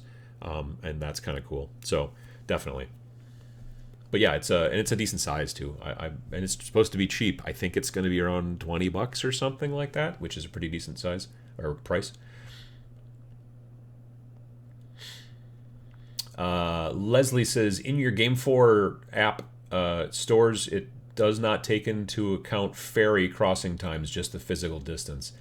Yeah, I'm pretty sure that's the case. It's showing, it's basically figuring out distance based off of latitude and longitude via Google's API. But if you click on the address to a store, it will then open in like Google Maps or whatever your map of choice is for the most part. And then you can get directions from there, and then it will tell you like, this is how long it will take. And if there's a ferry ride or your train's got to go through a tunnel or whatever the deal is, hopefully that should be more accurate. But for us, it's just using latitude, longitude, and it's figuring out the like kind of as the crow flies type of distance, in that situation when you're doing it. But that's just because it used to be called Google Places was the name of the API, but they've changed it recently to something else because it's Google and they got to make a change every single day. If they don't change, they're like sharks. Like sharks are supposed to keep swimming all the time, otherwise they'll die. If Google doesn't change something, whether it needs it or not, they will friggin' die. So anyway, yeah, we just had to go through and tweak a bunch of stuff, and I didn't because I'm not a programmer, but a bunch of stuff had to be tweaked recently because they changed the Google Places API, and it's now called something else, because Google Places wasn't evidently clear enough. I don't know. Anyway, I'm not going to complain about Google anymore right now, especially since I'm fighting with YouTube software in the same time. But yeah, that's the trick, is it's showing it as the crow flies. Private emails. I think I just heard a cat sneeze. Private emails says every other Sunday show that I've watched. Great hobby stuff while I'm cooking dinner for the family. Keep up the good work and best wishes from the UK. Well, thank you. I'm glad to have you. Let's see here. Dylan says that to move things around without banging around, I recommend magnetizing the bases and cut up an old baking sheet, stick them to that. Yeah, I mean, if you want to go with like a bigger box like that, like I've got a friend who plays Sylvaneth for Age of Sigmar, which is basically the tree people, and they are thin and spindly, like trees will be. And so his are magnetized on the bases. He puts one of those little rare earth magnets, neomydium. That's not a real word, but it's one I just made up. One of those types of magnets up underneath in the base, and then he has I think a metal tackle box, and then he just basically attaches them in there, and then they're not touching anything, because with all those spindly branches like this, they can get caught on. Like if you put those guys in foam, it would be hard because you'd be constantly fighting against the foam to get them out. So he just did that. Now, if you're doing that with your terrain, like your little extra dungeon accoutrement, I don't know if that's... I mean, you could. I mean, it's a lot more work, I suppose. I'm a little bit lazier. I would just wrap them in little pieces of cloth and stick them into those little plastic divider things, and I think it would work out. Let me see. The Animaster says, oh, hey, Redgrass has dropped their prices in response to Army Painter's wet palette. Interesting. Huh. So Redgrass is I think, French company, but they came out with a fancy wet palette, which I think does have maybe a bit of a gasket on the inside, but I own one. Like 2 years ago at Nova, I received one as a gift for teaching classes. Like everybody who taught classes that year got a Redgrass, but it's not the littler one. It's like their big honkin' giant one, and I've never used it because it was slightly too large for my hobby space, which I would like to fix, obviously, is kind of the point of this whole thing. But yeah, so it's that was a thing, and so I've not used it, so I don't know how nice the gasket is or the rubber thing is or whatever, but I still have it. I do eventually want to actually maybe try it out and deploy it. I just need, a little bit more organization. There you go. VJ Morph says, I use a watertight Tupperware at the moment. Yeah, same here. It's not Tupperware, I think it's Glad, but yeah, it's basically one of those sandwich containers, and I've used it for years. It's the one that I showed in the video about how to make a wet palette. I still use that one, still to this day. Yeah. So. John Ashley Smith says, I think I'll fight with my Aztec airbrush and try to paint an 80s mecha kit this afternoon. Humidity be damned. I mean, normally humidity's... Well, if it's super humid in your house, yeah, sometimes that can be problematic with the airbrush. I was doing a bunch of airbrushing once when it was a pretty humid day. And, I mean, we still had the AC on, I think, but it was still humid enough, especially in the basement. And I did start having some moisture problems. So what you do then is... a good airbrush, or at least a good compressor, is going to have something called a moisture trap, which is like this sort of glass or clear plastic sort of thing that hangs off of, like mine is, the compressor sits on the floor, there's a hose that comes up to a thing that attaches to the side of the table for my airbrush area that has a little hook to hang your airbrush in, but at the bottom of that thing that you attach to the table is where the hose goes into, and then there's a moisture trap and also the pressure gauge thing, so you can change the pressure, the PSI, and that's where my moisture trap is. So you can start to actually see it get like a bunch of fluid in there, and then you press the release on the bottom, and then it blows it out. It kind of gets it all over your hand, but it's just water. So, but if you don't do that, eventually you start just shooting. Like when you try to just go press straight down on your airbrush and just shoot out air, it shoots out water, which is bad. So that's why you have a moisture trap, to try to make that not happen. But it generally predominantly only happens mostly on really humid days. And also if you've been, like if you just wanted to quick airbrush one guy, you're probably not going to notice it. But when you've been doing, like I think I was doing a whole bunch of models and some terrain, and I was airbrushing for quite some time, that's when you are more likely to find moisture issues than not. Carbon-Based Mayhem says, if you toss a penny under the sponge in your wet palette, it can help with mildew. I've heard that a couple of times now. I don't know if it's every penny, but I think American pennies, because I think it's either the copper or is it the zinc? Because we got zinc in our pennies, I think, too. But it's something in the penny, and I don't know if, like, well, Canadians don't really have pennies anymore, do they? Didn't they phase out the penny? The UK still has pennies, I think. But anyway, yeah, I'm not sure. David Turner says, here late. Thoughts on Warhammer coming back? So I listened to a good portion of a conversation between Vince Venturella and Tommy on Warhammer Weekly. They did a special Friday, I think it was Friday, special Friday show because of the news that had come out about Games Workshop announced that they're going to be making a game called Warhammer the Old World. And they made some talk about square bases a little bit and stuff like that. From what I understand, the Warhammer the Old World is going to be to Age of Sigmar as the Horus Heresy is to 40K, which means probably, if that's the way they've explained it, what that means is probably the stuff that comes out for the Old World will be mostly Forge World. So, which is basically the case for Horus Heresy. There are some plastic kits for Horus Heresy, but predominantly most of it is Forge World resin, which is nicer than fine cast resin, but still resin. So there's that. But the other thing is that's also interesting is they announced this and talked about it, and that's great, but it's not coming out for years. This is not like it's coming out, quarter 2 2020. This is 2023-ish, maybe more. It's hard to say. But they just wanted to let people know that it was coming.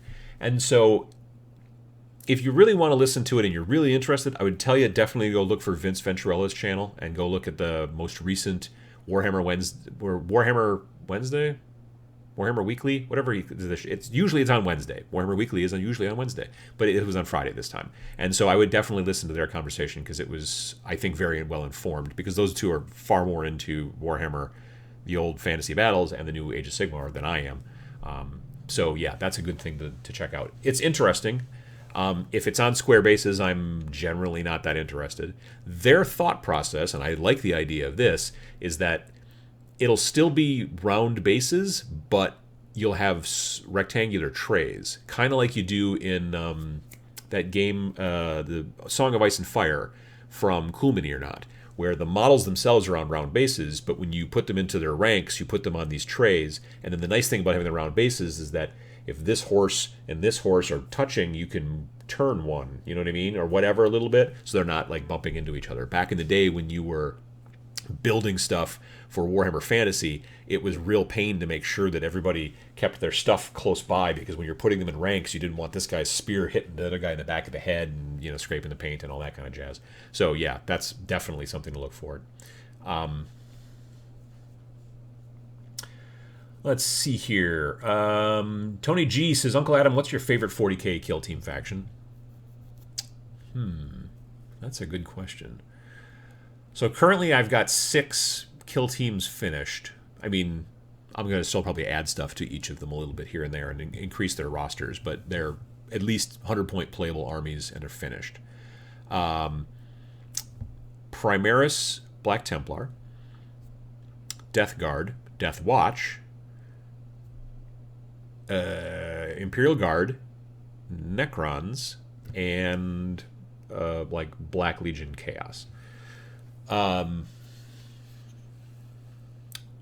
deck, Tyranids, who are built, bases are textured, and they're primed.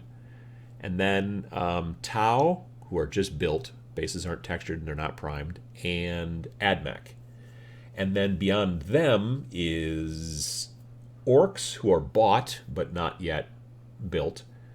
But I have the stuff that I want for my kill team for that. And I mean, I guess technically I might try out Sisters of Battle when the time comes. If the stuff that's in that box that they sent me that I talked about on Friday is, or technically on Saturday. Yeah, I filmed it on Friday, but you guys saw it on Saturday. Yeah, hopefully that'll work out. So yeah, it's that. Yeah, I don't have favorite. I don't know. I do like the Guard. They are kind of fun in that game because there's so much kind of variability. Because I've got a mixture of like regular Guard and Scions, and I do like a bunch of the Guard elites. I like that concept. There's a bunch of really cool Guard elites that I've been able to modify. like that kind of normal guard commissar character you see. He's got the plasma pistol and he's holding the sword. I've modified him so that sword's now a power fist, just because I think power fists are cool. They're not great in the game, but they're pretty cool. So yeah, I think that's, I don't know, might be Imperial Guard. It might be. I also like the fact that if I wanted to, I could find potentially old like Vestroyans or something like that and make an Imperial Guard list with those guys too. That might be kind of cool. I think I also have Custodes. I've got like 2 half-built Custodes out of a basically 3 Custode list for Kill Team. I'm pretty sure they're down there too. So yeah. Let's see here. Let me see. What else have we got? Talking about Old Hammer, or it's the Old World. My theory is that GW's announcement about Warhammer the Old World was made so early because of all of the free IP work they're getting from their customers.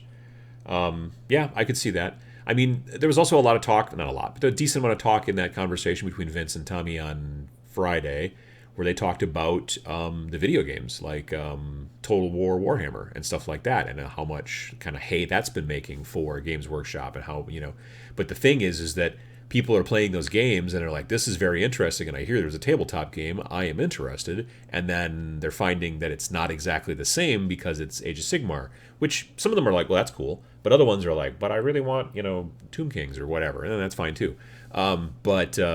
Yeah, so it'll be interesting. There was a lot of in-depth talk in that conversation, if you check it out, about like all the different stuff and like, what do you think they're going to bring back? How are they going to do it? Like initially, evidently some people have thought, oh, they're just going to make a rule book and everything, and then it's just going to be like use your own models. That seems highly unlikely. I agree with the 2 guys in the video where they say that does not seem likely, because first of all, it doesn't take 3 to 4 years to make a game, just a book. You know what I mean? This is also probably a model line coming along, whether it is a full-blown plastic model line or whether it is kind of like Horus Heresy, where most of the stuff is kind of Forge World. Hard to say. Honestly, I could see them deciding to go a little bit more plastic, because even though it is like, Old World is to Age of Sigmar as Horus Heresy is to 40K, that doesn't mean it has to be a 1-to-1. It doesn't have to be exactly the same. So they could actually make more plastic stuff for Old Hammer. And if they're smart, a lot of that stuff would also be able to be something that you could technically use in Age of Sigmar, because then that way, and or other way around. It's interesting.